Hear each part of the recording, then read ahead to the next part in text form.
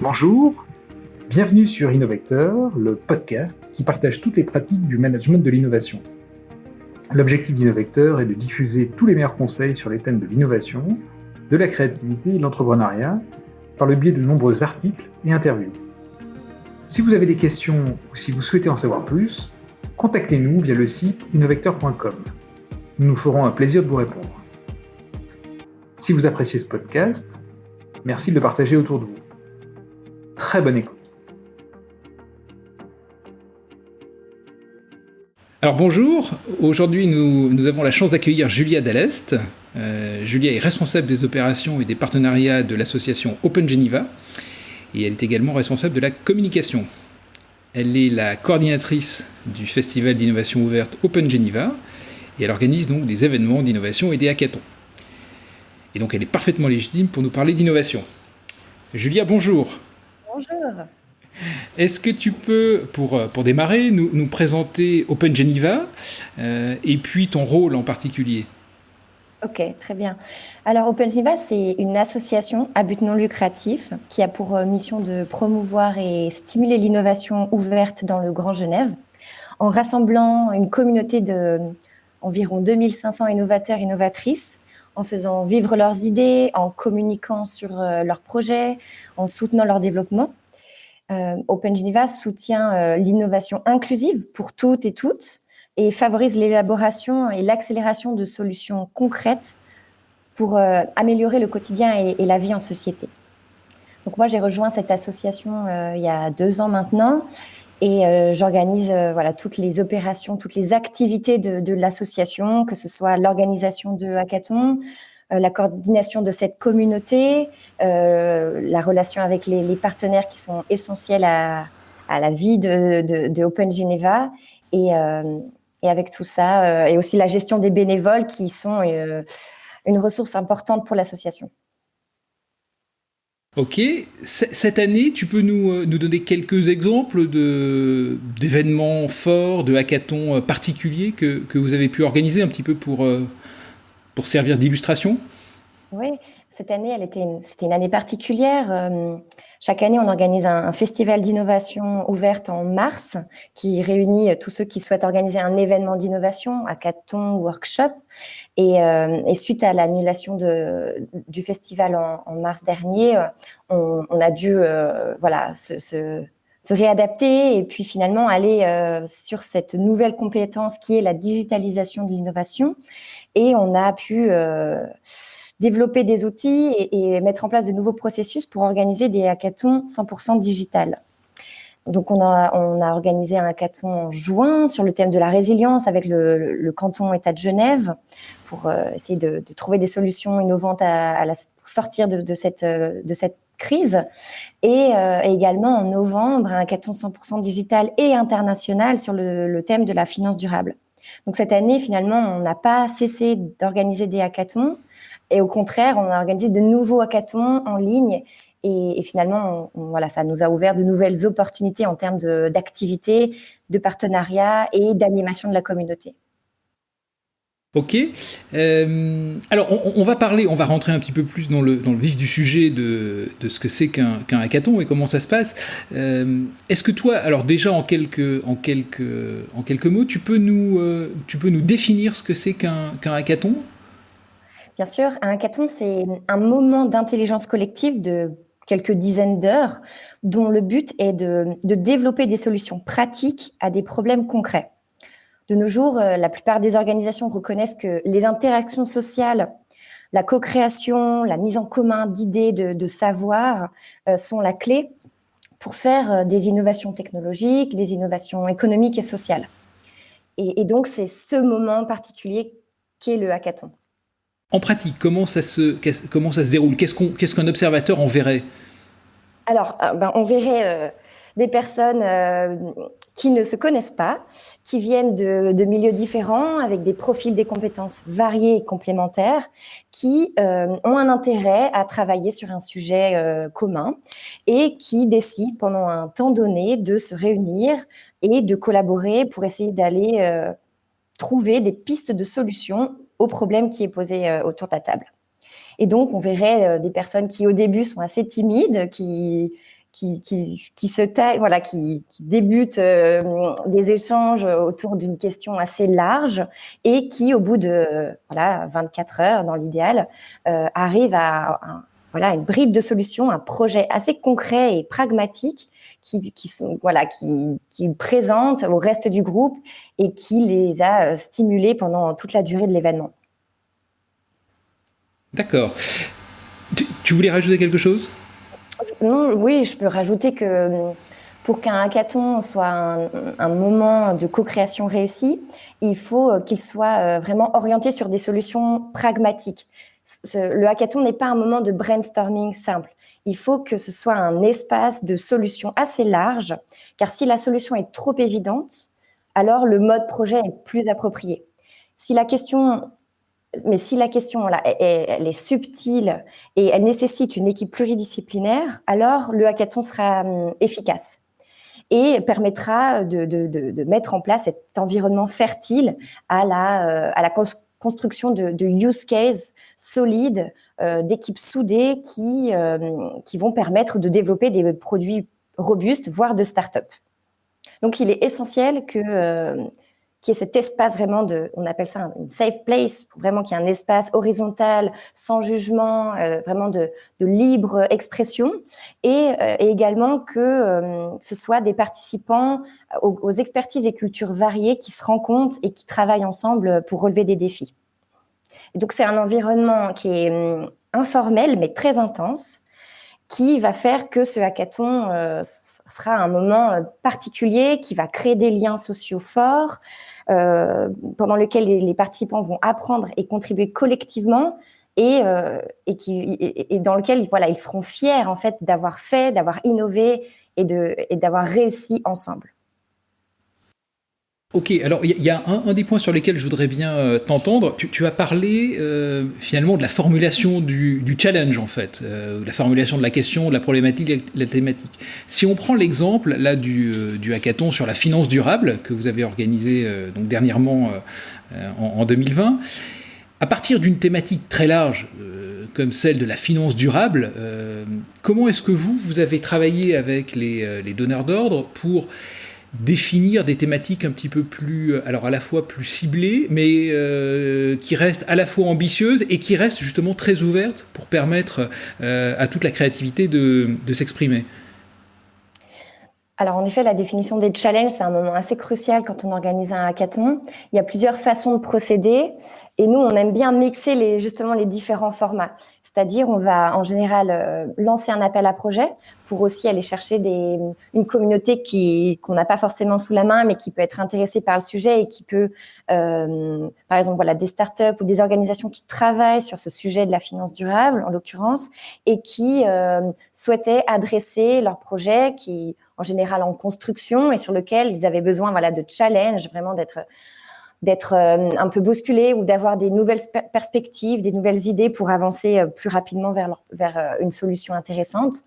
Et puis, nous, on pense que c'est essentiel d'avoir des organisations solides du monde de l'entreprise, du monde académique, qui viennent porter des sujets plus ambitieux, des sujets plus long-termistes, et sur lequel cette intelligence collective va opérer. Donc, par exemple, c'est cette collaboration avec le CICR, le Comité international de la Croix-Rouge, qui n'aurait pas d'elle-même répondu à cet appel à projet, parce que le sujet de la finance durable, c'est pas quelque chose c'est pas leur cœur de métier, mais finalement, en travaillant avec elles, en leur démontrant aussi toute la force d'un hackathon, c'est leur expliquer que réfléchir à comment lever des fonds pour répondre à cette mission du CICR d'aller sur le terrain, la finance durable pouvait avoir un impact et le hackathon pouvait servir ce projet en particulier. Et l'expérience du CICR, pour nous, est extrêmement intéressante parce que un mois avant, ils nous disaient mais pourquoi participer à ce hackathon? Qu'est-ce qu'on va bien pouvoir en faire? Et à la fin des 24 heures, ils nous disent finalement pourquoi on n'est pas venu plus tôt?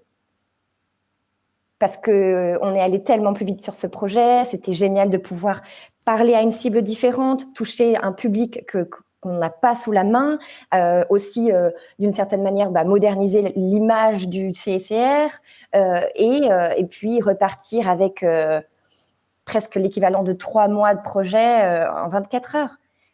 Et à la fin, on se dit que c'est ça le hackathon, c'est ça la magie du hackathon, et on a envie de pouvoir toucher de nouvelles organisations pour aussi leur servir à elles. D'accord. Ok. Alors, du coup, continuons sur cet exemple-là, et notamment sur, finalement, l'après-hackathon. Qu'est-ce qui se passe après ces 24 heures ou ces 48 heures très intenses ? Qu'en est-il de la diffusion et du fait que des bonnes idées qui soient sorties de la tête de plusieurs personnes deviennent une réalité, parce qu'on sait évidemment qu'il va y avoir des questions pour développer la solution, la mettre en œuvre, peut-être devoir lever des fonds, convaincre d'autres personnes. Quel bilan finalement tu tires de cette situation et des bonnes recettes pour l'après-hackathon ? Oui, en effet, l'après-hackathon reste un défi majeur. Il y a encore trop de hackathons qui sont lancés sans penser concrètement au suivi des projets qui naissent de ces moments d'innovation. Aujourd'hui, on pense encore le hackathon comme un moment d'innovation en soi, alors qu'il devrait s'intégrer dans un processus plus long, incluant une forme de suivi de projet. Et l'enjeu en fait de ce post-hack, c'est de maintenir cette énergie créatrice après le hackathon. Et selon la philosophie d'innovation frugale, c'est-à-dire on fait avec ce qu'on a d'Open Geneva, pour nous, l'accompagnement post-hack, il doit se faire à coût faible et surtout à travers l'engagement d'une communauté riche, variée, active, notamment celle d'Open Geneva. Pour nous, le post-hack, il doit répondre aux besoins d'encourager la mise en relation des communautés, rendre visible et faciliter le suivi des projets innovants, offrir des opportunités de développement et d'accompagnement des projets et aussi pour ces projets se confronter rapidement à la réalité du terrain pour savoir si son projet est viable ou non. Et donc, c'est pour répondre à ces enjeux majeurs qui sont encore non résolus qu'on a, cette année justement avec Open Geneva, on a proposé un programme post-hack assez novateur qu'on a appelé le Crowd Support. C'est l'alliance du financement participatif et des soutiens en nature. Parce qu'en fait, on est convaincu que c'est l'engagement d'un réseau, d'une communauté, qui explique le succès d'un projet plutôt qu'un autre.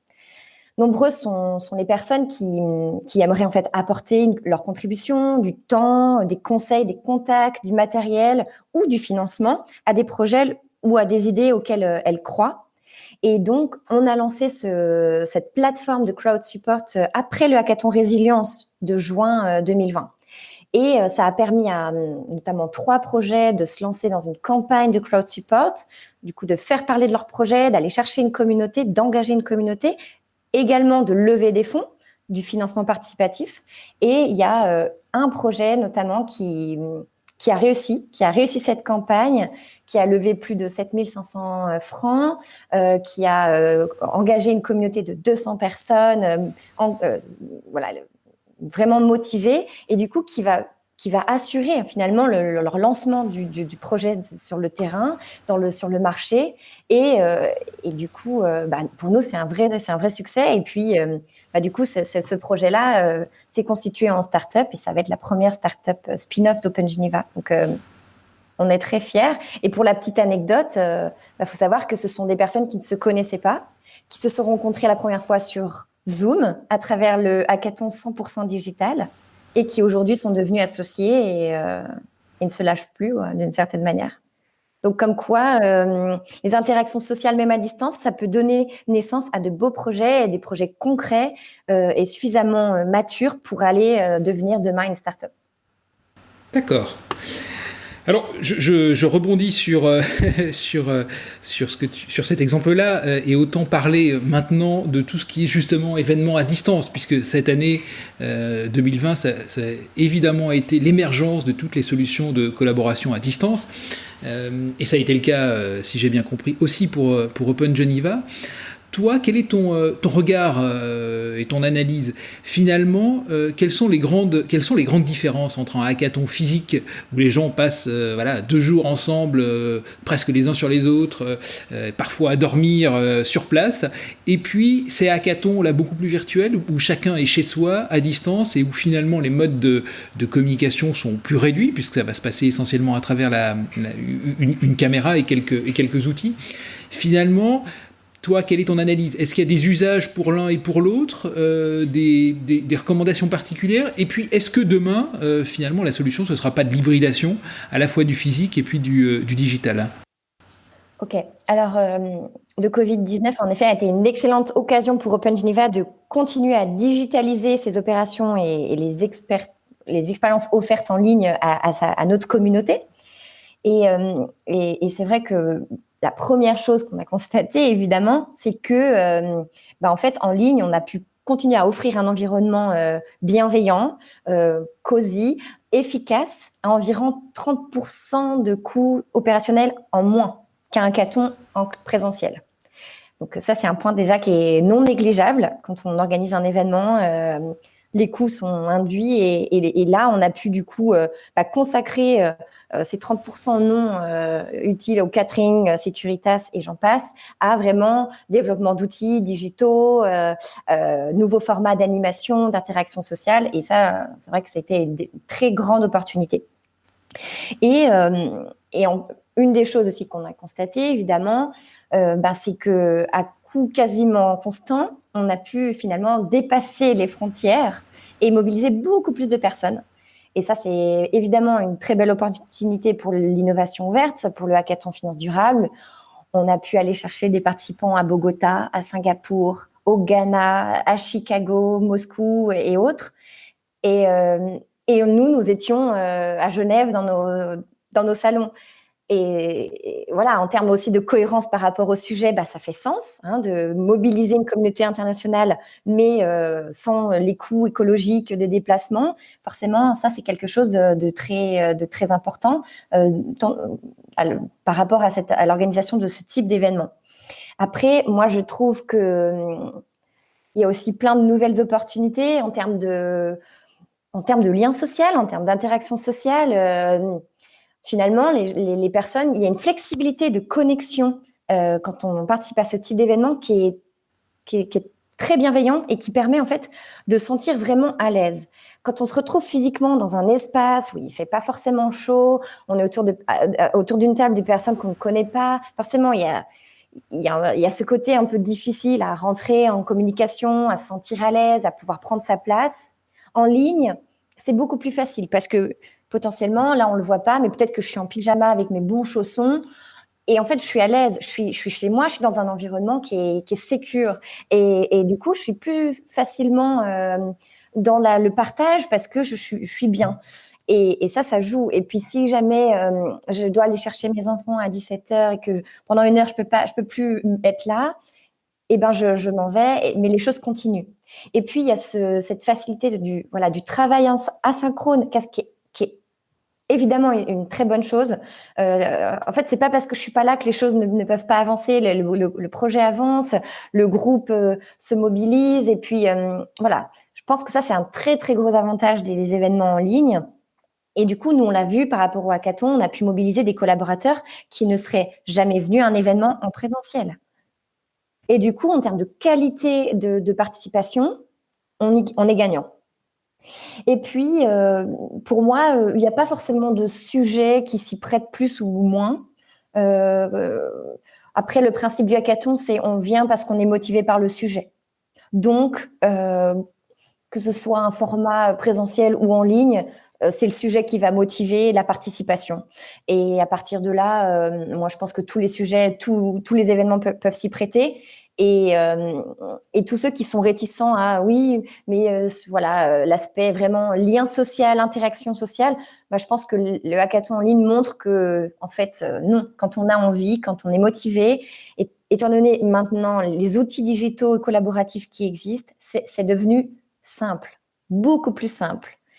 Et après, à nous de ne pas fournir un panel d'outils trop large pour ne pas perdre les participants, mais avec des choses assez basiques et vraiment à moindre coût, on peut vraiment engager des personnes sur des projets très concrets et aussi créer cette énergie créatrice et tellement enthousiasmante quand on organise un événement d'intelligence collective. Et puis, pour continuer à répondre à ta question, par rapport à l'hybridation, alors nous, on n'a pas encore expérimenté, mais oui, je pense que c'est quelque chose qu'on pourra plus y couper, parce que il y a cet élément important d'offrir le choix aux participants du format dans lequel il veut participer. Et oui, pour certains, c'est essentiel de se voir physiquement, et pour d'autres, non. Ils y gagnent en qualité, finalement, en temps, en organisation, d'être à distance. Et je pense que demain, ce sera difficile de dire, c'est soit vous venez, soit vous pouvez pas participer, vous pouvez pas suivre l'événement. Après, d'imaginer des formats où ceux qui sont en présentiel ont plus de contenu que ceux à distance, peut-être. Mais par contre, de fermer la porte à ceux qui ne peuvent pas se déplacer physiquement, je pense que ça va devenir tout simplement impossible. Et puis, dommageable, en fait, parce qu'on perd en participation. Ok, c'est très clair. Est-ce qu'on peut quand même profiter de ton expérience sur les outils? Alors, sans faire de la publicité pour l'un ou pour l'autre, mais qu'est-ce que tu as envie de nous dire? Et notamment pour la question coût, parce que certains de ces outils sont quand même assez coûteux. Lorsqu'on démarre, on n'a peut-être pas envie d'engager des moyens trop importants. Finalement, vous qui êtes une association, là aussi, avec quand même des budgets limités, quel est ton retour d'expérience?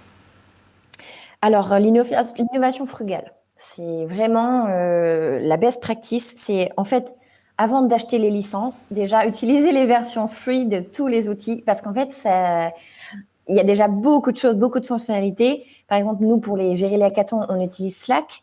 C'est une version gratuite et c'est suffisant.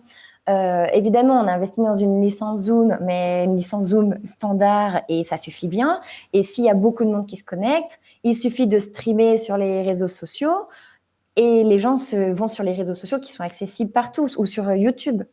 Donc, finalement, avec des versions accessibles gratuites de pas mal d'outils, même les outils collaboratifs type Miro, on peut déjà faire beaucoup de choses. Et si on ne veut pas ouvrir un Miro, on peut aussi ouvrir un Google Doc. Et c'est déjà très bien. Et ça peut suffire à lancer des discussions. Et voilà. Et nous, en fait, ça nous suffit, ce panel d'outils. Et puis, il faut savoir que si certains qui nous écoutent ont envie d'organiser des hackathons, nous, on fournit aussi une plateforme digitale qui facilite l'organisation, la présentation des challenges, la composition des équipes.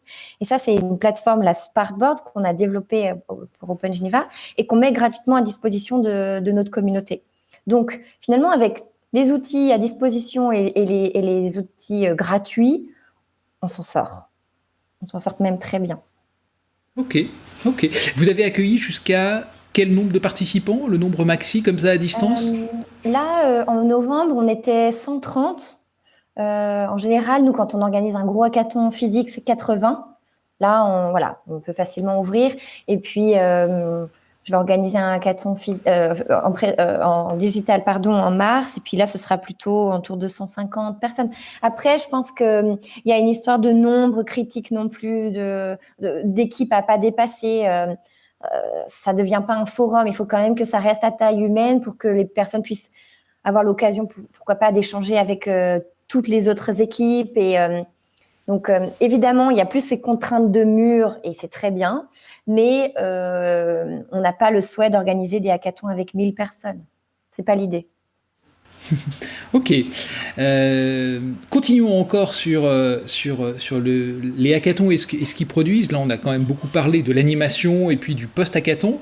Là, si on prend encore un peu davantage de champ et de recul, Finalement, au niveau de l'écosystème, Open Geneva est essentiellement basé sur le bassin genevois, ou même sur le Grand Genève, on peut dire.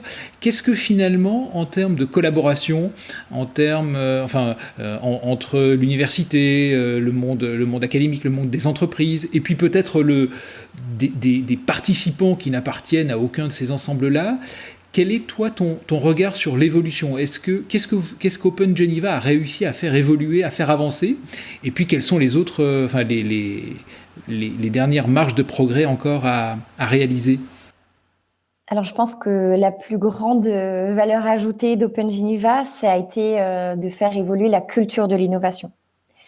C'est ce qui nous motive, c'est nos valeurs et c'est ce qu'on essaye d'incarner depuis qu'on existe, la culture de l'innovation inclusive pour tous et toutes et par tous et toutes.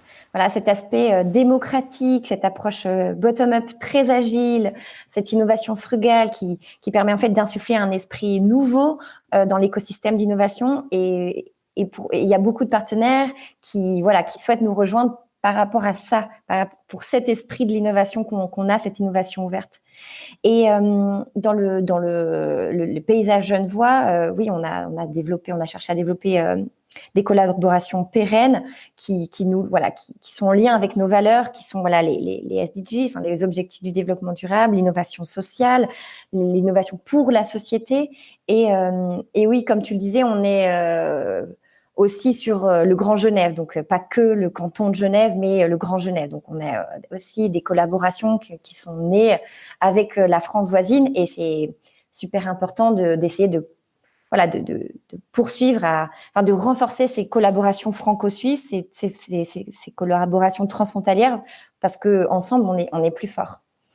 Et une des choses qu'on a pu faire, c'est vraiment renforcer et finalement créer des ponts entre le monde académique et le monde de l'entreprise. Finalement, notre volonté de faire des outils des hackathons, des outils de développement de carrière a résonné notamment auprès de la Geneva School of Economics and Management et le centre de carrière de l'Université de Genève, notamment à l'occasion du hackathon Finance durable. Ce qu'on a fait, c'est qu'on a formé une première équipe d'étudiants à l'organisation du hackathon pour qu'il y ait demain des hack managers qui aillent dans les entreprises et les organisations. Et ces étudiants ont gagné des crédits ECTS pour ce projet. Donc, il y a une nouvelle forme de collaboration qui s'est mise en place avec l'université et qui nous encourage à vraiment poursuivre le développement de ces hackathons dans ce sens-là, le sens formation, développement de carrière. Et ça commence à avoir pas mal d'écho et on en est ravis. Ce qu'on a fait aussi, c'est du coup renforcer les liens avec les organisations internationales. C'est assez compliqué, malgré le fait qu'à Genève, tout le monde soit les uns à côté des autres. Les organisations internationales, ça reste un environnement, un écosystème assez particulier, assez fermé. Donc nous, on cherche à développer, à renforcer nos liens avec eux. Et un des grands succès qu'on a pu, on est assez fiers, c'est notre collaboration avec UNITAR. C'est l'Institut des Nations Unies pour la formation et la recherche, qui en fait soutient notre approche de l'éducation pour les objectifs du développement durable. Parce que on pense que l'innovation verte, les hackathons, sont un moment vraiment d'éducation aux objectifs du développement durable de manière très concrète et incarnée. Et comme je vous le disais, maintenant on a travaillé avec le CICR qui a participé au hackathon et du coup ça nous encourage à continuer et ça nous donne un bon use case pour aller chercher d'autres organisations internationales. Et par rapport à ce qui reste à améliorer, parce qu'il reste énormément de choses, évidemment, le point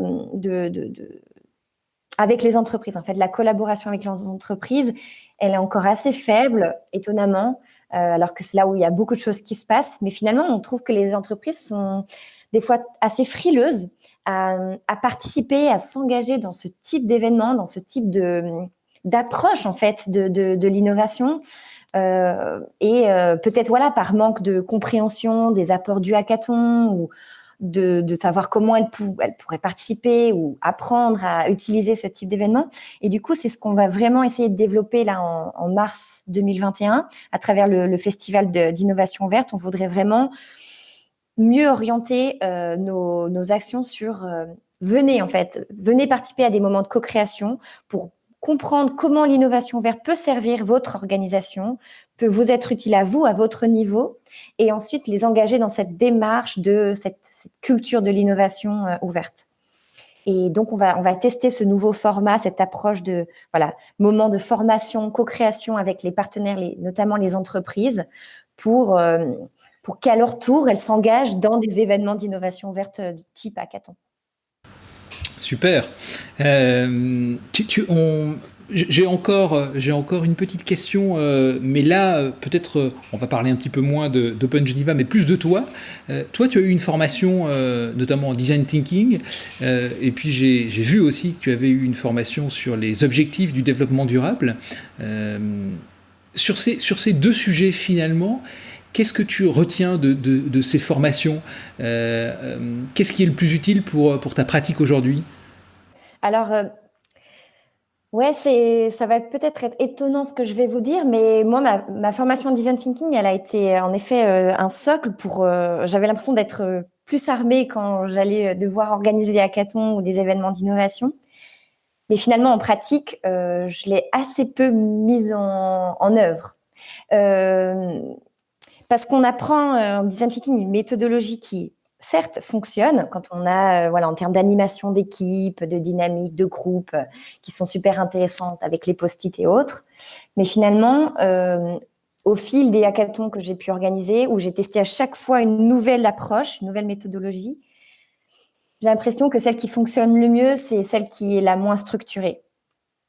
C'est celle qui est la plus libre et qui laisse le plus de place à la dynamique de groupe intrinsèque. Et c'est très intéressant parce que voilà, on arrive avec un peu des principes, ou en tout cas des guidelines qui nous rassurent et qui, on pense, va aider aussi à la structuration des équipes qui sont en face de nous.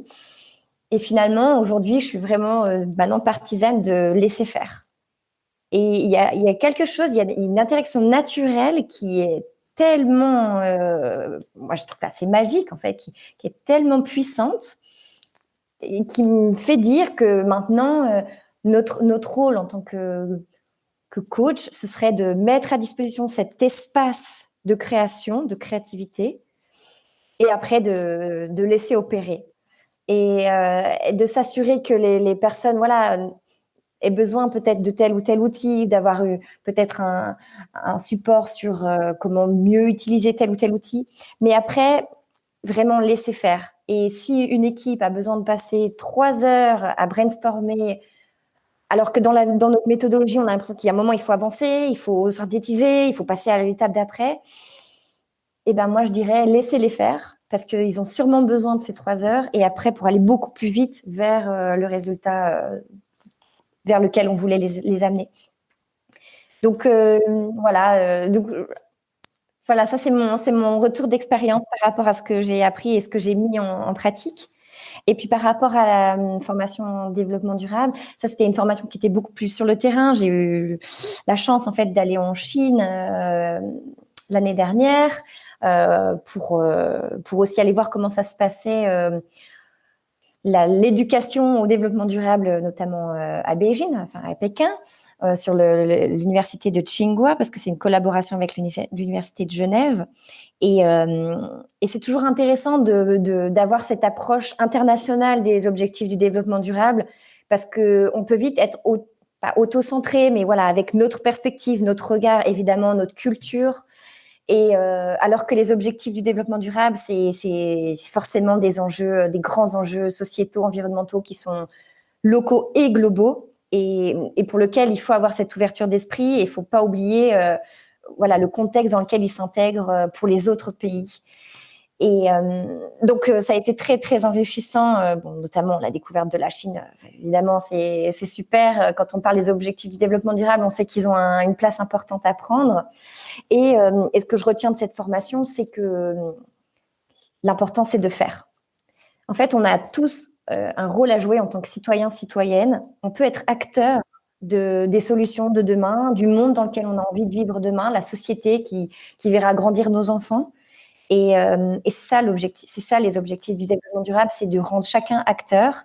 Et la meilleure façon d'être acteur, c'est d'innover et d'innover collectivement. Et donc, de se retrouver, d'avoir envie de passer du temps à proposer des idées, à challenger des projets, à être, penser aussi à être utopique, parce que c'est comme ça qu'on avance, et pas avoir peur d'émettre aussi ses doutes, ses craintes, et pour essayer de dessiner la société dans laquelle on essaiera de vivre demain. Merci. Je trouve qu'on peut s'arrêter là pour notre interview. C'est un beau message de conclusion et d'espoir pour l'avenir. Merci Julia. C'était super. Merci à toi pour cette invitation. J'étais ravie de partager ces différentes réflexions avec toi. C'est fini pour aujourd'hui. Posez vos questions et parlez-nous des sujets que vous souhaitez écouter dans les prochains épisodes. Si vous voulez partager votre expérience ou si vous connaissez une personne susceptible de le faire, contactez-nous directement sur innovecteur.com. À bientôt et merci pour votre écoute.